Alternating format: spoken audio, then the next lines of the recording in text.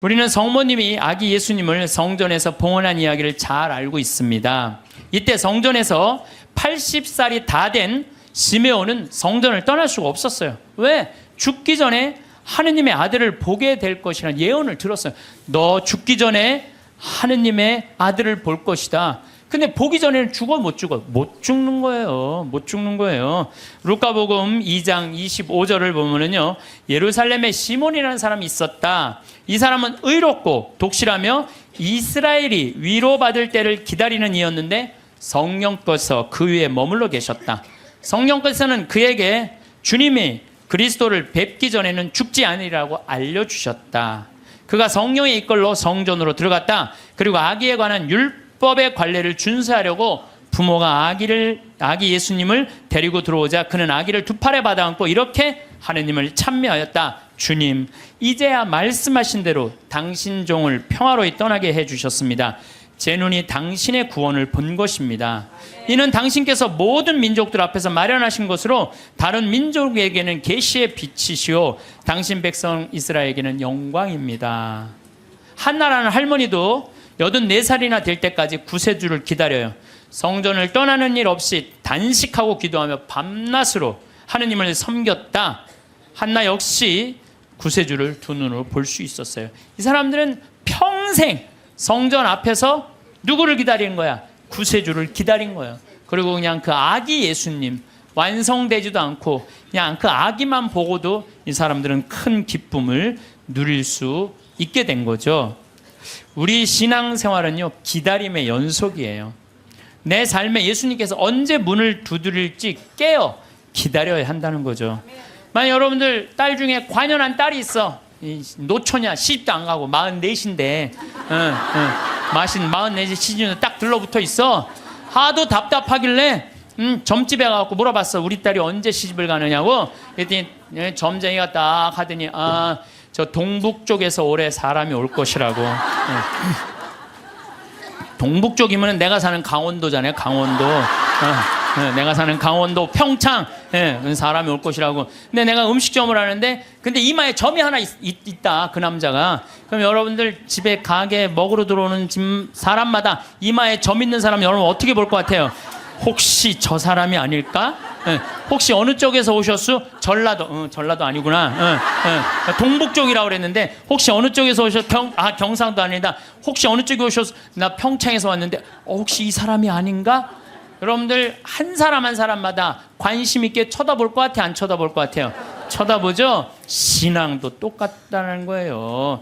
우리가요, 언제 하느님이 내 삶에 들어올지 몰라요. 그래서 그 만나는 내 삶 안에서 순간순간 하느님이 나에게 과연 지금 무슨 말씀을 하실까? 눈을 부릅뜨고 기다리는 게 신앙 생활이라는 거죠. 예수님께서 마태복음 25장 13절에 그러니 깨어있어라. 너희가 그날과 그 시간을 모르기 때문이다. 우리는 항상 깨어있어야 돼요. 하느님을 꽉 붙잡고 사는 게 신앙생활이에요. 그런데 신부님 언제 오는 거예요? 근데 꽉 붙잡고 있는데 언제 오는 거예요? 아니 예수님 어떻게 했어요? 막 내가 이제 좀 올 거다 그랬잖아요. 니네들이 세상 돌기 전에 내가 올 것이다 그랬는데 왔어요? 안 왔어요? 제자들이 돌기 전에 안 왔잖아요. 그리고 막 제자들이 막 했는데 이 사람들이 막 한 3,000명씩 세례받고 그 예수님 금방 올 거야. 나는 그분들 감정을 충분히 이해를 해요. 막 예수님이 막 무리로 걷었지, 5,000명 먹였지, 기적을 얼마나 했어요. 그래서 죽었는데 또 살아났지, 살아나고도 그냥 보통이야. 막 벽 같은데 막 통과되고 막 정말 기가 막힌 걸 보여주고 승천 또 하늘로 쫙 올랐단 말이야. 그 예수님 금방 올 줄 알았어요. 금방 올 줄 알고 자기 있는 땅 막 다 팔아갖고 제자들한테 다 갖다 주고 그랬어요. 막. 그리고 또 자기네들도 금방 올 줄 알고 한 3,000명 다 나눠 먹고. 완전히 천국과 같은 예수님이 금방 올 줄 알고. 또 왔어요? 안 왔어요? 안 왔어요. 1000년 때는 또 1000년 왕국 온다고 막 이 예수님 지나고 1000년 때 막 얼마나 그런 게 많이 성행했는지 몰라요. 또 2000년 때 또 막 온다고 막 온다고 휴거 1992년 10월 26일인가 막 그날 막 한 2000명인가 막 난 또 진짜 아니 그 사기 당하는 사람 이거 너 저기 1,000만 원 내면 한 달에 92만 원 낸다는 거나 이게 다 동시에 3천만 하늘로 올라가는 내가 보기 똑같아요. 사기당하는 건 똑같아요. 신앙의 사기도 많아요. 그냥 올라가지도 않았잖아요, 그때. 그랬어요, 안 그랬어요?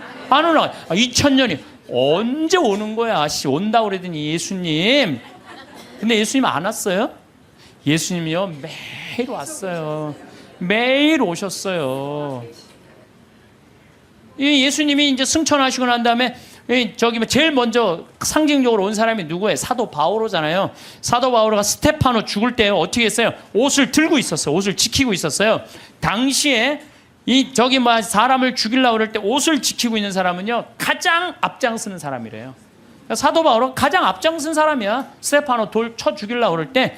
그 다음에 다마스커스로는 아예 내가 그리스도는 잡아 죽이려고 아주 증명서까지 받고 갔어요. 근데 그냥 거기서 그냥 가는 길에 예수님이 한 대 때리죠. 라고 말해서 떨어져요. 떨어지면서 예수님이 뭐라고 그래요? 사울아, 사울아, 왜 너 나를 박해하느냐? 왜? 아니 당신 누구냐고. 네가 박해하는 그리스도는 예수다. 예수님이 우리를 분신으로 생각해야 안 해요? 여러분들 저나 다 예수님의 분신이에요. 그래서 사울이 3일 동안 눈 멀어갖고 이제 눈이 뭐 비늘 같은 게 떨어진다니 정신이 차렸잖아요.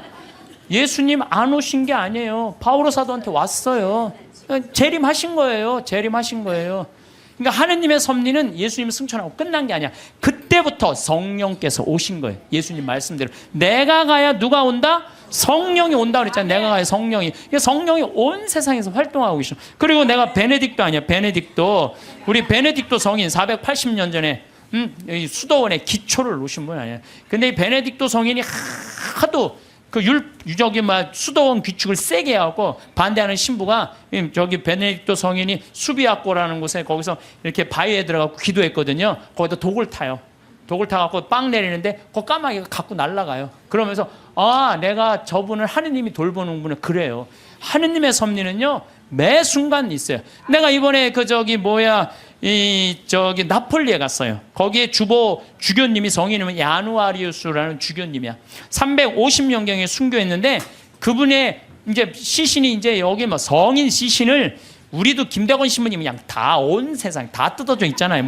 턱뼈는 신학교가 있고 다리는 미리네가 있고 그냥 성인 그냥 시신. 그래갖고 이제 이 야누아리우스 성인도 막 시신이 떠돌아다니다가 900년에 다시 나폴리로 가요. 나폴리로 갔는데요. 이 놀라운 일이 벌어져요. 5월 첫째 주와 성인이 순교한 9월 19일 날은요. 이 성인의 그 굳은 피가요. 녹아요. 근데 이게 1000년 동안 똑같이 녹는 거야. 이 사람들이 의심이 얼마나 많아. 아무리 이걸 95도가 돼도 평상시에는 안 녹아요. 그럼 온도 때문에 녹는 거 아니냐. 그래갖고 그냥 실험을 또 하고 95도에 안 녹아. 그런데 5월 첫째 주하고 9월 19일 날은 어김없이 녹는 거예요. 이게 이해할 수 없는 일들이 너무너무 많이 벌어지는 거예요. 이게 다 하느님의 섭리. 하도 의심이 많으니까 하느님이 중간중간 삶 안에 있는데도 우리한테 보여주는 거지. 또 내가 제일 좋아하는 프란치스코 성인 1180년에 태어나서 1226년에 돌아가는 프란치스코 성인. 아버지 포목 장수였어요. 너무너무 부잣집 아들이었어. 근데 프란치스코 성인이 어디 전쟁에 갔다가 그냥 감옥 1년 있다가 와갖고 하느님이 그러는 거야. 예수님이 너 내 교회를 일으켜라. 내 쓰러진 교회를 일으켜라. 이 성인이 무슨 말인지 몰랐어요. 그래갖고 일으켜라. 내가 가난한 사람 도와주라는 얘기인가 보다. 아버지 포목 그 옷 훔쳐다가 가난한 사람 다 나눠줘요. 가난한 사람들 다 나눠주니까 아버지가 어떻게 해요? 에? 이놈의 새끼 이거 내 아들 아니다. 내 재산. 아버지 돈밖에 몰랐던 거지. 그래갖고 그냥 그 주교 앞에서 내 아들 이거 아들 안 하는 걸로 그랬더니 프란스 옷을 다 그 유명한 장면 있잖아요. 옷을 완전히 벗어서 아버지 앞에 주면서 오늘부터 내 아버지는 하느님이라고. 그러니까 주교님이 이렇게 옷을 감싸주잖아요. 귀도 주교님이. 그리고 이제 이 제2의 그리스도. 나는 아시시에 3번을 갔어요. 우리 프란시스코 성인이 돌아가시기 2년 전에는 이 오상반. 참, 이 오상이라는 것도요, 특별한 은혜 같아요. 고통스럽게. 근데 프란치스코 성인, 이번에 내가 우리 직원들하고 이제 아시시에 갔을 때 이번에는 또 다른 은혜를 느꼈어요. 다른 때는 장미 그 밭이 있어요. 프란치스코 성인이 성욕을 못 견뎌갖고 장미밭에 굴른 데가 있어요. 근데 그게 지금 800년이 지났는데도 그 자리에는 가시가 안 나는 거예요. 그 자리에는. 그래갖고 또 사람들이 의심이 얼마나 많아요. 그러니까 그 장미를 뽑아서 옆쪽 밭에 하면 가시가 나는데 그 가시 난 거를 다시 프란치스코 성인이 굴른 자리에 갖다 심으면 안 나. 그러니까 예수님이 그 기가 막힌 마음을 귀하게 여긴 거죠. 그리고 또 프란치스코 성인 보고 따라간 사람이 누구 있어? 글라라.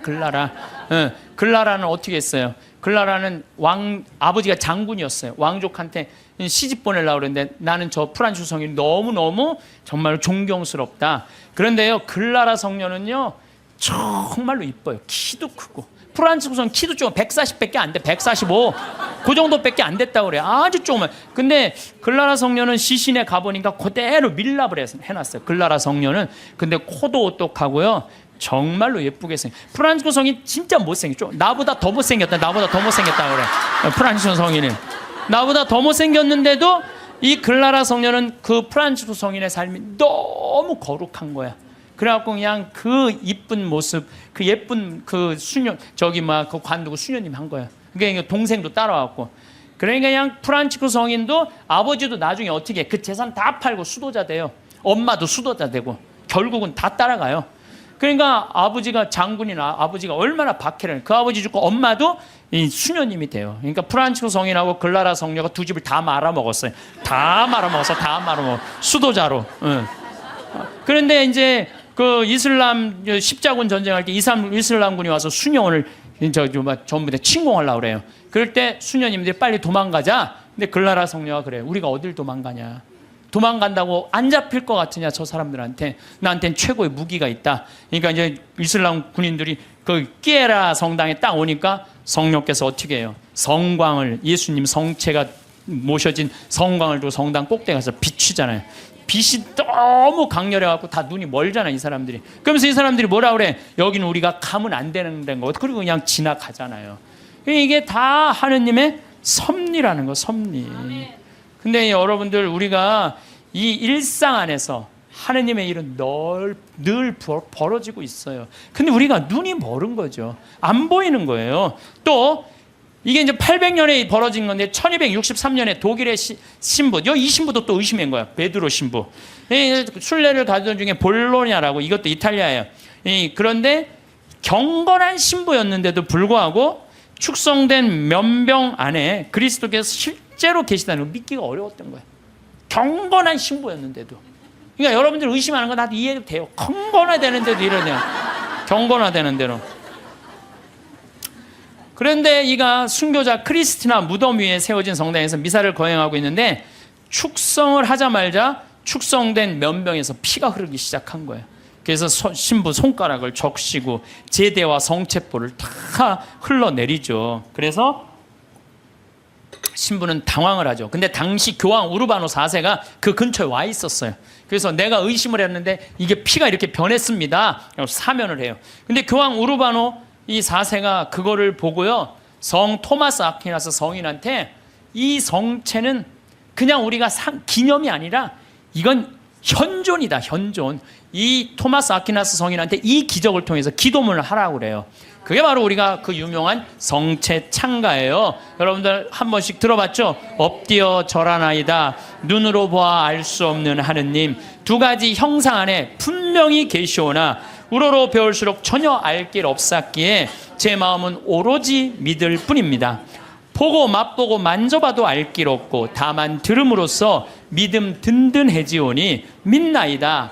천주성자 말씀하신 모든 것을 주님의 말씀보다 더 참된 진리 없나이다. 십자가에서는 신성을 감추시고 여기서는 인성마저 아니 보이시나 저는 신성 인성을 둘 다 믿어 고백하며 뉘우치던 저 강도의 기도를 올리나이다. 토마스처럼 그 상처를, 이 토마스는 12사도가 예수님 이렇게 나타났다고 그러니까 뭐라 그래? 난 내 손으로 그분 옆구리에 손 찔러보고 못자국 넣어봐야 된다. 그 토마스 얘기예요. 토마스처럼 그 상처는 보지 못하여도 저의 하느님이심을 믿어 의심 안 싸우니 언제나 주님을 더욱더 믿고 바라고 사랑하게 하소서. 주님의 죽음을 기념하는 성사여, 사람에게 생명 주는 살아있는 빵이여, 제 영혼 당신으로 살아가고 언제나 그 단맛을, 성체 단맛을 느끼게 하소서. 사랑 깊은 펠리칸, 이 펠리칸 얘기는 잘 아시죠? 펠리칸이라는 새는 어떻게 해요? 자기 새끼가 이렇게 나무에다 하는 게 아니라 이렇게 모래밭에다가 이렇게 새끼를 하는데 그 저기 뭐 그 독사들이 그 알을 너무너무 좋아하잖아요. 그래갖고 이 새끼들이 그냥 조금 이게 조금만 그 새끼 잡아먹으려고 독사들이 막 물으면은 피가 묽어져요. 그럼 펠리칸이나 어미새가 와갖고 독사를 다 쫙 죽이고 그 새끼 배를 막 쪄요. 자기 배도 막 짜고 새끼 배를 쫓는 건 뭐야? 피가 독에 묻은 피가 빠져나가라는 거야. 그 자기 맨 부리 앞에 거기에 피를 쪄요. 여기 제일 뜨거운 피가 있어. 그래갖고 새끼 입에다가 그걸 넣어줘요. 그러면 이 피가 너무 진해갖고 새나가지가 않는 거야. 그래서 새끼가 다시 살아나는 거예요. 이게 예수님의 사랑이 그거야. 예수님이 피를 흘려갖고 우리가 새 속에 악마의 독에 물려갖고 정신을 못 차려. 그러니까 우리 다 새 속의 독을 다 빼내고 당신의 피를 넣어주는 거. 그래서 그 사랑 깊은 펠리칸 그 얘기를 하는 거예요. 사랑 깊은 펠리칸 주 예수님, 더러운 저 당신 피로 씻어주소서. 그 한 방울만으로도 온 세상을 모든 죄악에서 구해내시리이다. 예수님 지금은 가려져 계시오나 이렇듯 애타게 간구하오니 언젠가 드러내실 주님 얼굴 마주 뵙고 주님 영광 바라보며 기뻐하게 하소서. 아멘. 이게 이 기적이 있은 지 1년이 지나고 난 다음에 1264년 8월 교황 우르바노 4세가 토마스 아퀴나스 이 기도문을 1년 동안 이 토마스 아퀴나스 성인이 묵상을 한 거예요. 그래갖고 성체 축일이 제정이 된 거예요. 이 기적을 통해서. 그래서 여러분들 성체 성결 대축일 기념하잖아요. 이게 이런 사연으로 생겨난 거예요. 이런 사연으로. 예, 그래서 정말로 이런 것들을 보면은 참 우리 신앙은요 그냥 지나갈 게 하나도 없어. 다 정말 황금이에요. 황금. 또 성체 기적 이거 우리가 빼먹을 수가 없어요. 여러분들 성체 란치아노 성체 기적이 있어요. 이게 인류 우리 교회사에서 첫 번째 있었던 기적이에요. 지금으로부터 1200년 전에 어느 날 바실리오 소속 한 수사 신부가 미사를 드리면서 이게 정말로 여 안에 예수님이 있을까? 이런 의심을 한 거예요. 그래서 이 신부가 의심을 품는데 그 빵과 포도주의 성변화를 위해서 축성을 하는 순간 갑자기 제병에 실제로 살이 변하는 거야. 동그란 제병이 살로 변하고 포도주가 피로 변하는 거예요. 너무 놀란 신부는 이 사실을 숨길 수가 없어갖고 미사에 참석한 이들한테 보여줘. 옛날엔 다 뒤돌아서서 미사했잖아요. 이거 보여주는 거예요. 이거 예수님이 이게 지금 빵인데 살로 변했다. 성혈이 피로 변했다. 보여줘요. 인간 지방에 다 알려줘. 이게 첫 번째 기적이에요. 예. 근데 이 성당이 어떤 성당이냐면 예수님의 옆구리를 찔른 백부장. 이게 성 론지노라고 기념을 하는 거예요. 그 사람도 성인 회개하고 성인이 됐다는 얘기죠. 그 기념 성당에서 벌어진 거죠. 그래서 이게 역사상 최대의 성체 기적이라는 거죠. 예. 하느님이 의심을 품었던 수사 신부에게 보여준 하느님의 응답이었죠. 역사적으로 성체 기적에 대한 관심이 덜할 때도 있었지만은 란치아노의 신자들은 이 성체를 계속 모시고 있었어. 얼마 동안? 1200년 동안 모시고 있었던 거예요. 1200년 동안. 그런데 1971년에 그 주교들이 이게 진짜 사람 필까? 진짜 사람 살일까? 과학이 이제 발달했으니까 봉합한 걸 뜯어보자. 뜯어봤어요. 그래서 1970년과 71년에 해부학, 병리, 조지학, 화학 및 임상, 현미학 교수들 이런 사람들이 모여갖고 그 수도원의 요청에 따라서 검사를 하기 시작했어요. 검사를 해보니까 1200년 전인데 성체는 이 진짜 피고 진짜 살이고 그 살은 심장 근육에서 나온 살이다. 심장 근육. 우리 예수님 막 이렇게 심장 이렇게 있잖아요. 심장. 우리 예수님이 정말 심장. 그 다음에 살과 피는 인간의 완전한 살과 피다. 그 다음에 살과 피의 혈액형은 동일하다. 이게 나와서 그냥 한 게 아니야. 이게 UN, WHO에도 이게 기재가 돼요. 그래서 7개국의 전문가들이 다시 분석을 해요. 그러면서 이거는 도저히 인간의 그 다음에 이 보통 평범한 걸로는 벗어난 거다. 인간이 설명할 수 없는 이건 기적이다. 그래서 성체의 신비 이게 매 미사 때마다 일어나는 거죠. 또 시에나의 성체 기적 이거는 이제 훌쩍 또 넘어서 1700년 1700년에 시에나에서 거행 미사를 하고 있는데 어떤 도둑이 들어와서 성체를 훔쳐가요. 그때는 옛날에는 우리 성체를 어떻게 했어요? 성체 영화로 갈 때 침 뱉으면서 성당 갔어요. 퇴퇴퇴. 왜? 거룩한 성체형 하는데 침 넘어가면 안 된다고. 퇴퇴퇴 버티면서 갔어요. 그리고 몇 시간 전에 공복제 24시간 하루 종일 굶었어요. 요즘은 뭐 30분으로 줄어들었지만 세상 좋아졌어요. 그래서 옛날에 그 왕림성당 125주년 한다고 그러는데 그 왕림성당에 그 동네 사람들이 다 갈 때요 너무 배가 고파고 하루 공복제를 지켜야 되니까 물 먹고 간 거 물 먹고 시내 물 먹고 그리고 이 태태태 침 뱉고 성체 깨끗하게 모신다고. 그런데 옛날에는 성체가로 떨어지는 것도 무서워서 쟁반 가지고 어떻게 했어요? 다 바쳤잖아요. 그러면 혀로 하면은 쟁반 그것도 나 어렸을 때 복사해갖고 그 쟁반 난 또 주교자 성당에서 쟁반 대갖고 복사할 때 죽어 한 1000번 이렇게 하고 나면요 올 때마다 여러분들은 아멘 해고 혀로 내밀었잖아요. 기억나요? 네. 그러니까 그 성체도 다시 다 쟁반하면은 제대해서 다 닦았다고요. 그런데 이 성체를 잊어먹었다 난리 난 거예요. 그래갖고 그냥 신부들이 그냥 그거 하면 무릎 꿇고 24시간 동안 주교님한테 혼나고 그랬거든요 옛날에. 근데 이 성체를 도둑 맞았으니 이게 어떻게 그럼 난리가 났는데 3일이 지나서 소년 성가대회가 거기에 그 저기 막 쌀독 그 가난한 이들한테 하는 그 쌀독에서 찾아내요. 그래갖고 그 성체를 이제 이거 명할 수가 없잖아. 그래갖고 모셔두는데 그래도 특별한 일 있을 때마다 해가 처음엔 300 몇 개를 잃어버린 거예요. 그런데 요즘은 뭐 223개 남았대요. 그런데 이게 300년이 지났는데도 하나도 안 변한 거예요. 이게 면역 밀떡은 조금 지나면 변하거든. 100년, 200년, 300년이 지났는데 하나도 안 변한 거예요. 이게 바로 하느님의 아니 그냥 매일 하느님의 섭리는 벌어져. 여러분들 맨날 성체용하는 거 맨날 살아있는 예수님 영하는 거예요. 그게 매일 하느님이 어디 있는 거야? 왜 안 오는 거야?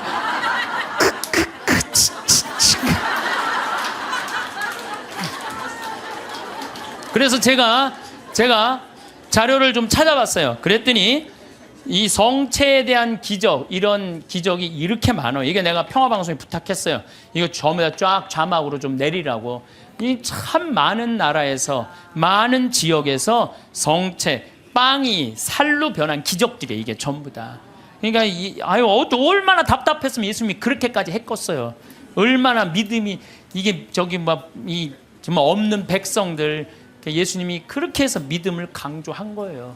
그래서 여러분들은 하느님은요 그냥 뭐 어디 멀리 있는 게 아니에요. 내 삶 안에 지금 이 자리에서 현존하시는 분이 하느님이라는 거예요.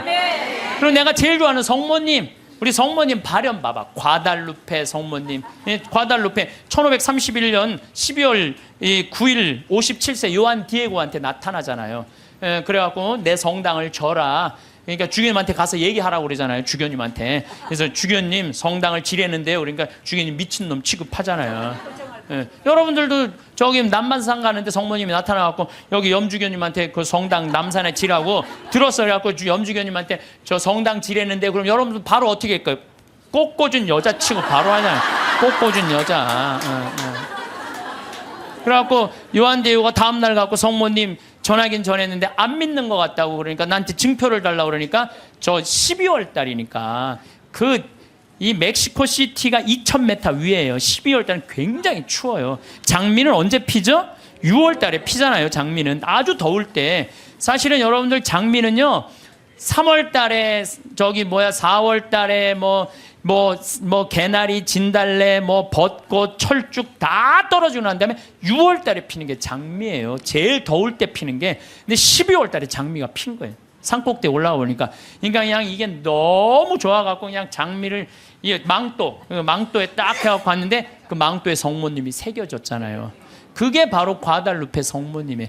근데 1500년이니까 지금으로부터 550년 전 사건, 450년 전 사건이잖아요. 근데 내가 또 과달루페도 갔죠. 과달루페 갔는데 성모님이요 이뻐도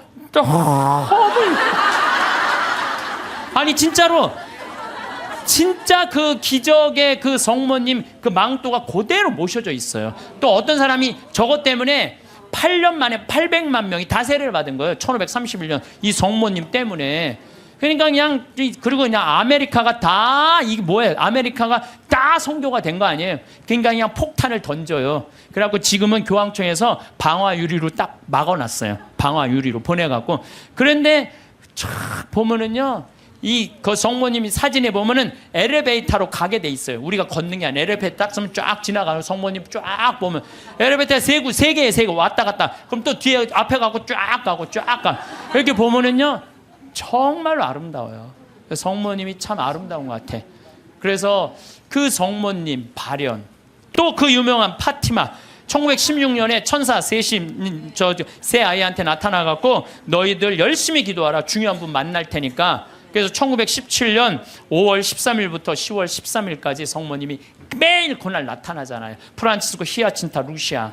그것도 나이도요 많지도 않아. 8살, 9살, 6살짜리 아이한테.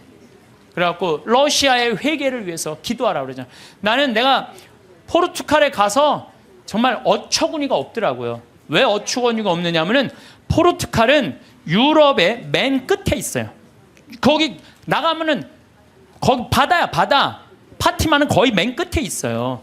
그러니까 콜럼버스가 거기 나가면 죽는 줄 알고 있던 사람들 거기 맨 끝에 있는데 러시아는 포르투갈을 지나고 스페인을 지나고 프랑스를 지나고 독일을 지나야지 러시아가 있어요. 근데 얘네들이 뭐라고 그러냐면 메시지를 받아갖고 러시아 회기를 위해서 기도하라고 얘기를 해요. 기가 막힌 거죠. 그 깡촌에서.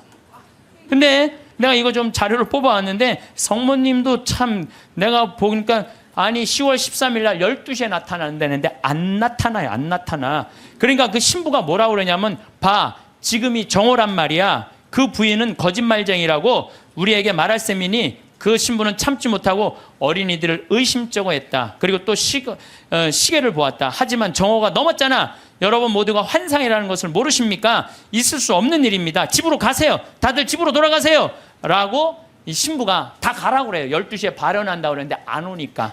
근데 성모님이 1시에 오세요. 나는 내가 성모님한테 불만이 그거야. 12시에 오기로 했으면 12시에 와야 돼. 왜 1시에 오냐, 1시에. 약속을 왜 애들을 괴롭히냐 이거야. 그런데 여기 사진도 있지만은요, 그 7만 명이 그 기가 막힌 오묘한 변화를 15분 동안 체험한 거예요.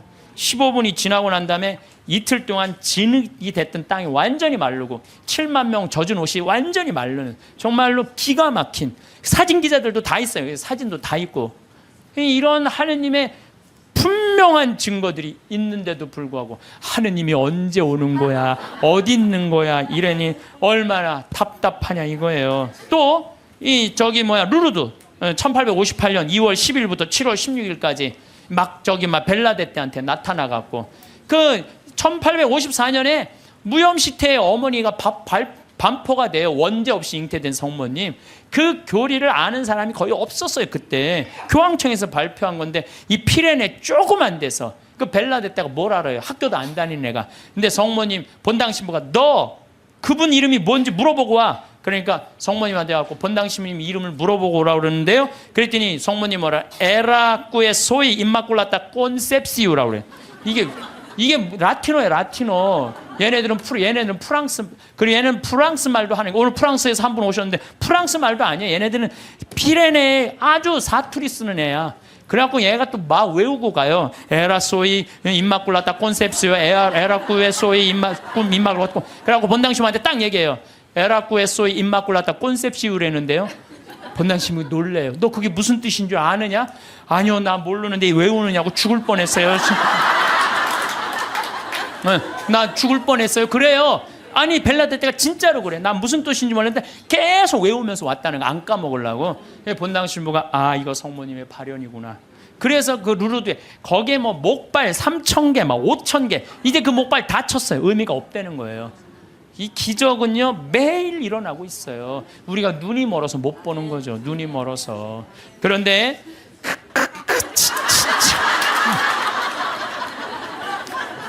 근데 제가 여러분들한테 오늘 특별히 소개할 분은요, 과달루페 성모님도 아니고 루르드 성모님도 아니고 그 다음에 파티마 성모님도 아니에요. 오늘 여러분들한테 특별히 소개할 성모님은 르완다 성모님이에요. 르완다 성모님은 1981년 11월 21일 고등학교 16살짜리 여자의 알퐁신 무무레케라는 애한테 발현을 하세요. 르완다라는 나라는요, 제가 이번에 잠비아 가면서도 자세히 봤어요. 정말로 키베오 호수라고 아주 조그만 나라. 르완다는 1992년 3, 4년에 100만 명 학살한 그렇게 해서 여러분들 들은 나라예요. 그런데 이때 성모님이 나타나고 이 학살을 미리 예언을 해요. 회개하라고. 근데 이 아이는 너무 외로웠어. 자기가 너무 힘들었어. 그래서 성모님한테 뭐라고 그러냐면은 성모님 나 너무 힘들어요. 외로워요. 그러니까 성모님이 나타나요. 그래서 나는 너를 위로하러 하늘에서 왔다 하시면서 메시지를 전해주길 바래요. 혹시 여기 계신 분들 외롭고 힘든 분들 많을 거예요 아마. 또 어디 가서 찾아 성모님한테 나를 위로해달라고 그러면 성모님 위로해 주실 거예요. 이 성모님이 나타나는 동안 그 아이의 표현이 그래요. 너무 아름다운 부인이 나타나는데 얼굴이 까만색인지 하얀색인지 모를 정도로 하여튼 환상적으로 아름다웠다는. 그리고 다리가 안 보이는데 빛이 쫙. 모든 아이들의 발현이 다 그래요. 예. 그래서 사제가 성모님 발현이 하여튼 신부들이 문제야. 보면 다 반대하는 게 신부들이야. 신부들이 성모님 발현이 어디 있느냐면서 요즘 말하면 학교 짱한테 걔를 박해하라고 그래요. 라고 학교 짱이 무지하게 박해를 해요. 마리 끌레르라는 아이가 얘가 성모님이 막 발현하면 혼이 나갔을 때 머리카락을 막 잡아당겨요. 발현할 때. 그리고 막 손가락을 꺾고 힘껏 꼬집고 귀에 대고 소리를 막 질러. 그러는데도 얘는 그걸 몰라요. 발현 때는. 거의 탈원 상태에 들어가 자기를 괴롭히는 걸 모르는 거죠. 근데 1981년 1월 12일에 성모님께서 두 번째 학생한테 발현하세요. 17살 먹은 아나탈리 무카마진 파카. 이름이 무지하게 어려워요. 하여튼 아나탈리 무카마진 파카한테 나타나요. 이 학생은 굉장히 신심이 두터운 학생이에요. 매일 수업 전에 묵주기도 하고 쉬는 시간에 성서 읽고 완전 우리 신학교 때처럼 얘 살았어 보니까. 근데 이 아이한테 성모님이 나타나고 메시지를 빨리 회개해야 된다. 이 르완다라는 나라는 그 메시지를 좀 큰 고통이 올 것이다 라는 메시지를 전해줘요. 근데 제일 놀라운 거는 이 마리 끌레르 막 꼬집고 꺾고 머리끄댕이 끌어당기는 한테 성모님이 보기에도 너무 했나 봐. 얘한테 나타나요. 얘한테 1982년 3월 1일 날 두 소년을 괴롭히던 마리 끌레르에게 나타나요. 나타났을 때 얘가 너무 아름다운 부인이 자기한테 찾아왔을 때 환시를 부정합니다. 왜? 자기가 박했잖아. 애들 둘을 괴롭히고. 이 10대 소녀는 자신이 조롱하고 공격했던 두 소녀가 자기를 속이는 거라고. 성모님이 나타나 속인 거라고 확신해요. 속인 게 아니라 자기가 미쳤거나 악마에 사로잡혔다고 생각을 해요. 그러나 성모님의 안심시키는 목소리로 마리 끌레르는 완전히 사람이 변해요. 그러니까 그동안 미안했다고 눈물을 하면서 이 두 소녀와 함께 이 세 소녀는 성모님의 이게 내가 왜 여러분들한테 교황청 인정이 떨어졌어요. 교황청에서. 그건 확실한 성모님 발현이다. 근데 사실은 여기에 더 놀라운 거는 셰가타샤라는 남자아이예요. 이 남자애한테 누가 나타나요? 예수님이 나타나요. 예수님이. 근데 문제는 얘는 성당에 안 다니는 애예요. 뭐 성당에 안 다니는 사람한테도 많이 나타나요. 그래서 저는 이게 이제 평화방송에도 나가겠지만 가끔 이런 얘기를 해요. 우리 교회에만 구원이 있다 이렇게 말하는데 그거는요 모르는 소리예요. 아니 그럼 얘한테 나타나지 말아야지. 그렇지 않아요? 그런데 이 동네는 아예 예수님을 모르는 동네예요. 그리고 여러분들 아프리카 가봤어? 안 가봤으면 말을 하지 마세요. 아프리카는 우리가 생각하는 것처럼 전선이 있는 것도 아니고 방송이 있는 것도 아니에요. 그러니까 내가 밤에 한번 다녀봤는데 진짜 이 사람들이 차가 없으니까 다 걸어 다녀요. 저 경상도 시골에서 살 때 그 어렸을 때 가면 막 귀신 나온다. 불빛 막 이상한 불빛. 그거하고 똑같아 지금도. 그러니까 시골은요 완전히 차단된 데야. 거기는 성당도 없고 교회도 없고 아무것도 없는 애야. 얘는 학교도 안 다니는 애야. 성당이 예수님이 뭔지도 모르는 애야. 이 예수님이 나타나고 성서에 대한 얘기 다 해주고 사도신경 다 알려주고 그 다음에 나는 이 셰가타샤한테 예수님이 해준 말이 너무 마음에 들어서 여러분들한테 얘기를 해줘요. 모든 사람에게 말하여라. 성경을 읽고 내가 한 말을 찾아보아라. 그러니까 여러분들 제가 이 교우들한테 안타까운 게 뭐냐면 신앙생활 할 때 보면 막 특별한 뭐가 나오기를 바라는 분들이 있어요. 그런 거 없어요. 특별한 게 어디 있어요? 내 손에서 뭐가 나오길 바라는데 내 손에선 아무것도 안 나와요. 내 손에서는 아무것도 안 나와요. 그런데 특별한 게 아니에요. 예수님이 강조하는 건 성서. 2000년 전에 예수님이 와서 하신 말씀을 보라는 거예요. 그 안에 다 들어있어. 모든 우리의 답답한 거, 궁금한 거 어디에 다 들어있어? 성서에 다. 그러니까 모든 사람에게 말하여라. 성경을 읽고 내가 한 말을 찾아보아라. 내가 예전에 한 말을 모두 믿고 그대로 살아라. 최후 심판 날에는 이중적인 의미가 있다. 각자에게 심판의 날은 곧 죽음의 날이다. 전 인류에게 있어서 최후 심판 날은 나의 재림날이 될 것이다. 어떤 날이든 그날은 모든 사람이 하느님을 더 가까이, 이게 멸망이 아니에요. 여러분들 최후 심판, 재림 이걸 멸망으로 하는데 멸망이 아니에요. 완성이에요. 완성. 저기 뭐야 우리 저 신부님이 말씀하신 오메가 포인트라는 거예요. 완성으로 간다는 거예요. 그러니까 인류는요 지금 완성으로 향해서 가는 거예요. 뭐 인류가 망할 것 같아. 2000년 전, 1000년 전에 비하면요 지금처럼 건강한 적이 없어요. 지금처럼 전쟁이 없는 적이 없어요. 지금처럼 건강한 적. 여러분들 생각을 해봐. 2000년 아니 200년 전에 이 중에 70%는 다 종으로 살았어요. 사람 같지도 않게 살았어요. 이 중에는. 그렇죠. 양반 비율이요. 충청도가 제일 많았는데 15%였어요. 15%. 나머지는 다 평민, 상민, 종으로 살았어. 나머지는 다. 그러니까 지금 여러분들 시대가 좋아서 종이 어딨어. 그렇지 않아요? 굉장히 건강해진 거예요. 긍정적인 눈으로 바라보셔야 돼. 또 요즘 아주 1968년 이탈리아 로톤도의 비오 신부님. 이 신부님 책을 한번 사서 읽어보세요. 정말로 하느님의 섭리가 그대로 드러나신 신부님이 이 비오 신부님이에요. 비오 신부님은요 정말 오상, 평생 오상 받았어요. 근데 이 신부님도요 이 오상이 싫었던 거야. 왜? 이게 사람이 자꾸 이렇게 쳐다보고 막 와서 확인하고 그러니까. 그래서 처음에 감춰요. 막 붕대로 싸요 오상을.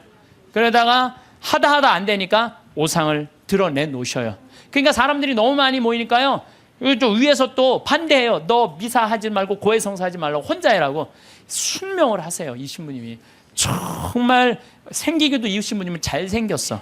아주 잘생긴 신부님인데 그리고 의사들이 붙어요. 왜? 50년 동안 오상을 입었으니까 이게 병으로 오염되지 않을 거나 계속. 그런데도 오염되지 않은 채로 50년을 가고 이게 비오 신부님이 물어봐요. 나 이거 언제 끝나느냐고. 너 죽는 날 끝난다. 그런데 놀랍게도 신부님이 돌아가시는 날 이게 싹 치유가 돼요. 돌아가시는 날. 예. 이게 뭐 살아있는 하느님의 증거죠. 하느님께서는요 끊임없이 활동하고 계셔요. 우리가 깨어 눈을 부릅뜨고 하느님의 활동을 기다리지 않아서 그렇죠. 시메온처럼요 애절한 마음으로 하느님의 손길을 느끼려고만 한다면 수도 없는 하느님의 섭리를 여러분들은 느끼실 수 있을 거예요. 아 좋아, 내가 지금 오늘부터 하느님하고 살 거야. 근데 내가 지금 빨리 나가서 택시를 잡아야 돼. 내가 기도하면은 내가 막 택시가 금방 올 거야. 하느님이 보내줄 거야. 그래갖고 그냥 막 나가고 딱 하느님 딱 택시를 보내줘서 역시 하느님은 내 기도를 들어주셔. 이런 분은요 신자가 아니라 환자예요. 환자. 이런 분들은 신자가 아니라 환자예요. 환자. 하느님은 특별한 일에 내 삶에 관여하시는 게 아니에요. 일상 안에 관여하시는 거예요. 그래서 그 유명한 얘기가 있죠. 어떤 정말 기가 막히게 열심한 하느님의 섭리를 매일매일 믿는 사람이 이제 동네 홍수가 났어. 그래갖고 이제 911에서 방송을 한 거예요. 이제 빨리 저 피신하십시오. 지금 위험하니까 빨리 피신하십시오. 그랬더니 이 사람은 그러는 거야. 나는 하느님이 와서 구해줄 거다. 홍수가 와도 노아가 그 홍수가 났을 때 하느님이 구해줬듯이 나는 구해줄 것이다. 근데 이제 다 피했는데 이 사람은 안 피한 거야. 그래갖고 보트가 왔어. 보트가 와갖고 빨리 타시라고. 그랬더니 나는 하느님이 구해줄 건데 이 보트에 이 많은 질문 어떻게 신을 하느님이 완벽하게 구해줄 테니까 니네들 가라. 그럼 얼마나 버팅겼는지 그 보트가 못 구했어요. 그러고 난 다음에 이제 또 물이 차가고 지붕까지 했네. 지붕에 올라가고 헬기가 왔어. 헬기가 빨리 타라고. 이거 안 타면 이거 죽는다고. 걱정하지 마. 하느님이 와서 구해줄 테니까 당신 가라고. 마지막 이 사람 죽었어요. 죽어갖고 하느님한테 따졌어요. 하느님 왜 나를 안 구해주러 왔느냐. 노아, 내가 그렇게 애절하게 기도했는데도. 그랬더니 하느님이 어이가 없다는 듯이 무슨 소리냐. 나는 너한테 3번 보냈다. 한 번은 방송으로 보내고, 한 번은 배로 보고, 한 번 헬리콥터까지 보냈다.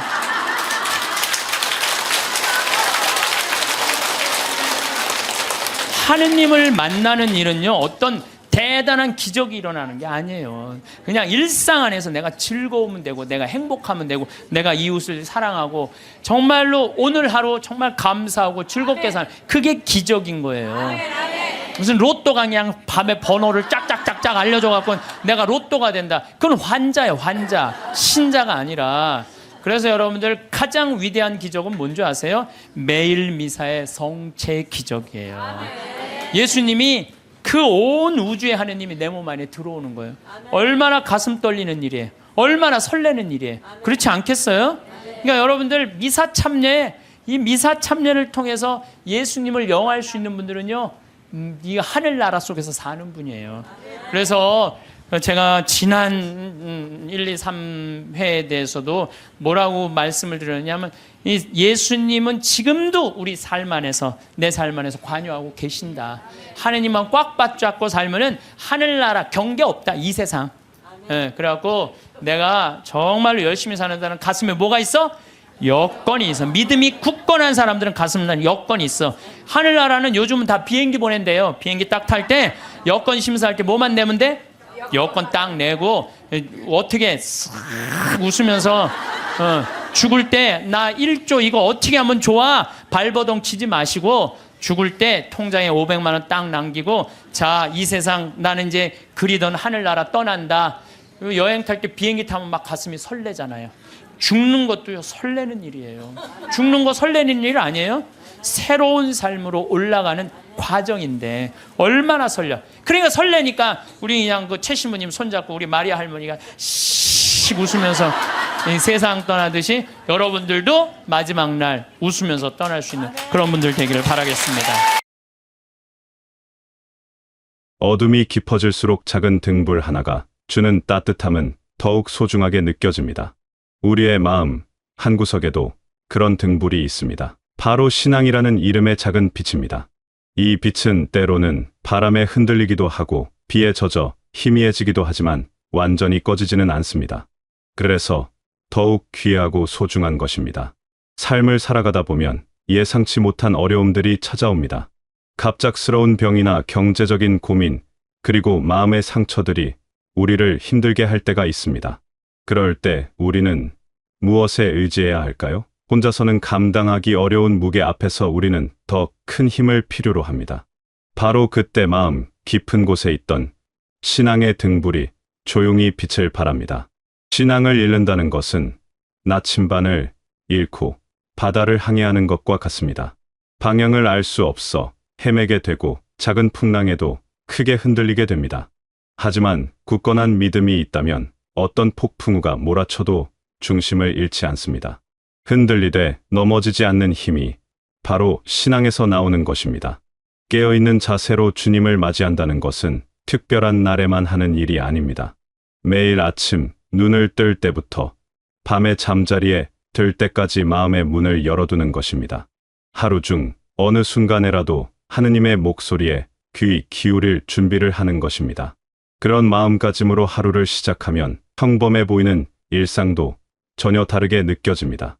믿음은 눈에 보이지 않지만 우리 삶의 모든 순간에 영향을 미칩니다. 어려운 결정을 내려야 할 때 올바른 길을 선택할 수 있는 지혜를 주고 상처받은 마음을 치유하는 위로를 줍니다. 또한 감사할 일이 생겼을 때는 그 기쁨을 더욱 깊게 느낄 수 있게 해줍니다. 이처럼 신앙은 우리 삶의 든든한 바탕이 되어줍니다. 우리는 혼자 살아갈 수 없는 존재입니다. 태어날 때부터 누군가의 도움을 받으며 성장하고 살아가면서도 끊임없이 다른 사람들과 관계를 맺습니다. 가족과 친구들뿐만 아니라 길에서 스쳐 지나가는 모든 사람들도 우리와 연결되어 있습니다. 하느님께서는 우리를 통해 서로를 돌보라고 하셨습니다. 배려라는 것은 거창한 것이 아닙니다. 엘리베이터에서 다른 사람을 위해 문을 잡아주는 것, 무거운 짐을 든 사람을 도와주는 것, 힘들어하는 사람에게 따뜻한 말 한마디 건네는 것 모두 배려입니다. 이런 작은 행동들이 모여 세상을 더 따뜻하게 만듭니다. 특히 우리와 다른 배경을 가진 사람들을 만날 때가 있습니다.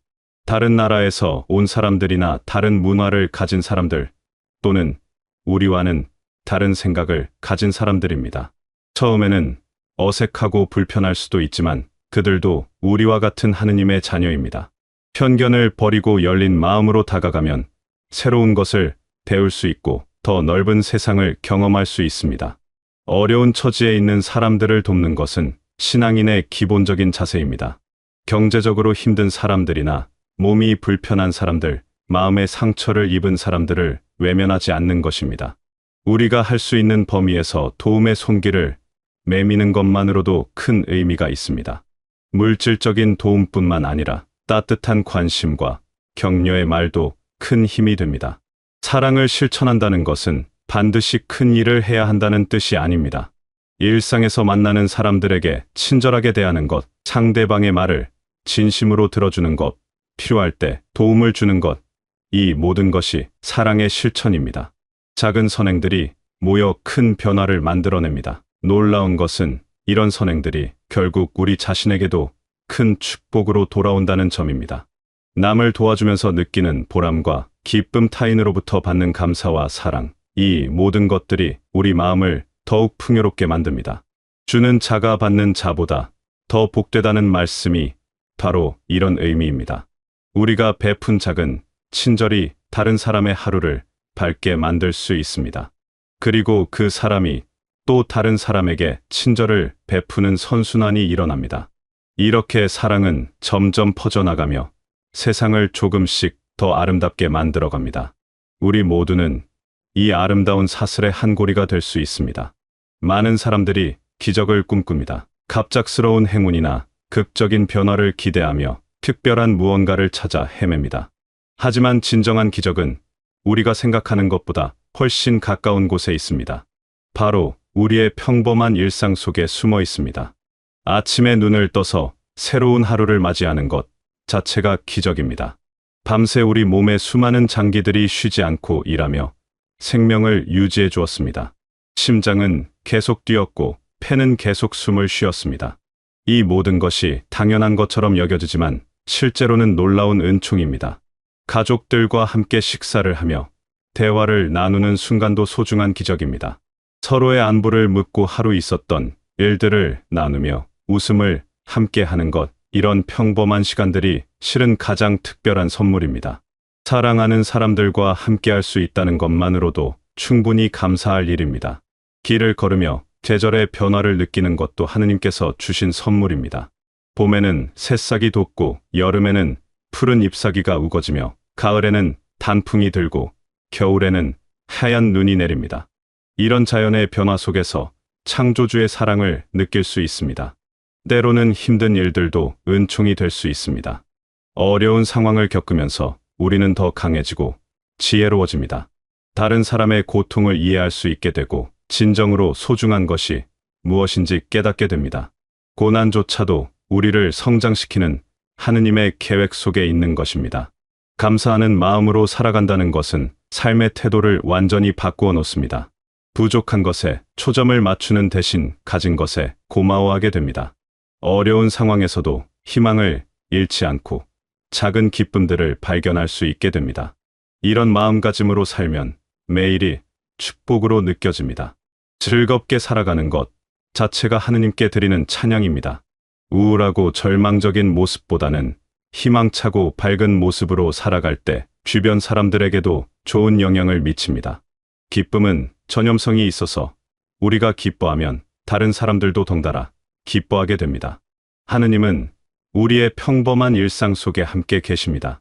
특별한 장소나 특별한 시간에만 계시는 것이 아니라 언제나 어디서나 우리와 함께 하십니다. 집에서 설거지를 할 때도, 마트에서 장을 볼 때도, 버스를 기다릴 때도 항상 우리 곁에 계십니다. 이것을 깨달으면 일상의 모든 순간이 거룩해집니다.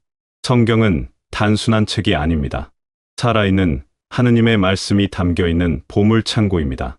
그 안에는 수천 년 동안 사람들이 경험했던 기쁨과 슬픔, 희망과 절망, 그리고 그 모든 상황에서 하느님께서 보여주신 사랑과 지혜가 담겨 있습니다. 각 페이지마다 시대를 초월한 진리와 위로가 숨어 있어 오늘날 우리에게도 생생한 메시지를 전해줍니다. 말씀을 가까이 한다는 것은 매일 성경을 많이 읽어야 한다는 뜻이 아닙니다. 짧은 구절 하나라도 마음에 새기고 그 의미를 곰곰이 생각해 보는 것이 중요합니다. 한 구절이 주는 깊은 감동이 우리 하루를 완전히 바꿀 수 있습니다. 버스를 기다리는 잠깐의 시간에도 마음속으로 성경 구절을 되새기며 그 의미를 묵상할 수 있습니다. 이런 작은 실천이 쌓여 우리 삶을 풍요롭게 만들어줍니다. 예를 들어 수고하고 무거운 짐진 자들아 다 내게로 오라, 내가 여러분을 쉬게 하리라는 말씀을 떠올려 보세요. 이 말씀 하나만으로도 지친 마음에 큰 위로를 받을 수 있습니다. 혼자 감당하기 어려운 무거운 짐이 있을 때 주님께 맡기고 의지할 수 있다는 확신을 얻게 됩니다. 복잡한 문제들로 머리가 아플 때 이 말씀이 주는 평안함은 어떤 약보다도 효과적입니다. 또한 서로 사랑하라는 계명은 우리가 어떻게 살아야 하는지 명확하게 알려줍니다. 복잡한 철학이나 어려운 이론이 아니라 간단하고 명료한 지침입니다. 하지만 이 간단한 말씀을 실천하는 것은 결코 쉽지 않습니다. 평생에 걸쳐 배우고 노력해야 할 과제입니다. 성경의 인물들도 우리와 다르지 않은 평범한 사람들이었습니다. 그들도 실수를 하고 넘어지고 다시 일어섰습니다. 때로는 의심하고 때로는 두려워했지만 결국 하느님의 사랑 안에서 새로운 힘을 얻었습니다. 이런 이야기들은 지금도 우리에게 희망과 용기를 줍니다. 말씀은 우리 삶의 구체적인 상황에 적용될 때 진정한 의미를 갖습니다. 직장에서 어려운 상황에 처했을 때, 가정에서 갈등이 생겼을 때, 건강상의 문제로 고민할 때 성경의 지혜가 실제적인 도움이 됩니다. 추상적인 가르침이 아니라 삶의 현실 속에서 작동하는 살아있는 말씀입니다. 기도는 하느님과의 대화입니다. 일방적으로 우리가 말하는 것이 아니라 하느님의 음성에도 귀를 기울이는 것입니다. 때로는 말로 기도하고 때로는 마음으로 기도합니다. 정해진 형식이 있는 것은 아닙니다. 진심으로 드리는 기도라면 어떤 형태든 하느님께서 들어주십니다. 바쁜 일상 속에서도 잠시 시간을 내어 조용히 기도하는 것은 마음의 평화를 가져다 줍니다. 복잡한 생각들을 정리하고 진정으로 중요한 것이 무엇인지 깨닫게 됩니다. 기도 후에는 마음이 한결 가벼워지고 새로운 에너지를 얻게 됩니다. 성경을 읽고 기도하는 것이 습관이 되면 우리의 하루하루가 달라집니다. 같은 상황이라도 다른 시각으로 바라보게 되고 어려움 속에서도 희망을 발견할 수 있게 됩니다. 평범한 순간들 속에서도 깊은 의미를 찾을 수 있게 됩니다. 하느님의 말씀은 시간이 흘러도 변하지 않는 영원한 진리입니다. 하지만 그 말씀이 우리 삶에 적용되는 방식은 각자의 상황과 필요에 따라 다를 수 있습니다. 똑같은 구절이라도 우리가 처한 환경에 따라 새로운 의미로 다가옵니다. 이것이 바로 살아있는 말씀의 신비입니다. 말씀과 함께하는 하루는 결코 외롭지 않습니다. 어떤 상황에서든 우리를 인도하고 위로해주는 하느님의 음성이 있기 때문입니다. 이 확신을 가지고 살아가면 무엇을 두려워할 것이 없습니다. 하느님께서 함께하시는 하루는 그 자체로 축복입니다. 여러분의 삶의 때로는 무거운 구름이 끼고 비바람이 몰아칠 수도 있습니다. 하지만 구름 위에는 언제나 밝은 해가 빛나고 있다는 것을 잊지 마세요. 하느님의 사랑은 어떤 어둠보다도 밝고 어떤 추위보다도 따뜻합니다. 여러분이 걸어가는 모든 길 위에 하느님의 축복이 함께하시고 매일 새로운 은총과 기쁨으로 가득한 하루하루를 보내게 되시길 바라겠습니다.